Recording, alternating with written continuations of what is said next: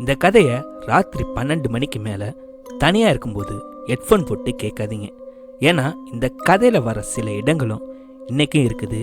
இந்த கதையை கேட்ட பிறகு நீங்கள் போன சில இடங்களை மறுபடியும் நினச்சி பார்ப்பீங்க.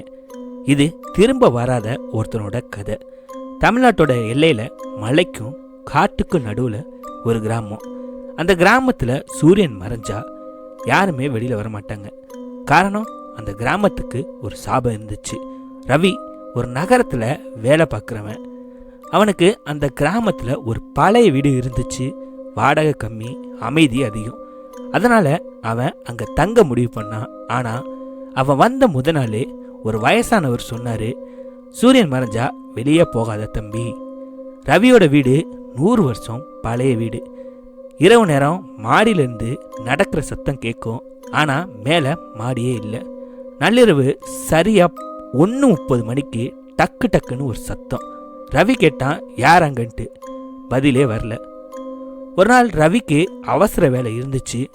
நைட்டு 11 மணிக்கு கிராம மக்கள் சொன்னாங்க, இந்த வழியாக போகாதன்னு. ஆனால் ரவிக்கு நம்பிக்கையே இல்லை. அவன் போன வழி சுடுகாடு. அப்போ தான் காலடியில் ஒரு கருப்பு காப்பு, அதுக்குள்ள மனுஷனோட முடி. முன்னால் ஒரு பெண்ணு, வெள்ளை சேலை, நீளமான முடி. அவ கேட்டா, என்னோட குழந்தைய பார்த்தீங்களான்ட்டு. ரவி எதுவுமே பேசல. அவன் மெதுவாக திரும்பினா.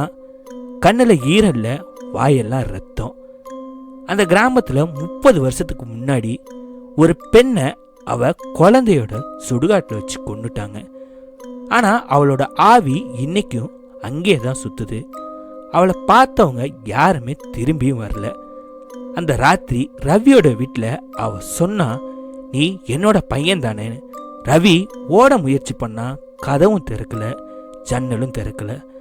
அடுத்த நாள் வீட்டில் யாருமே இல்லை, வீடும் காலி.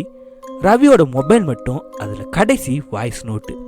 அவன் என் பின்னாடி தான் இருக்கிறா.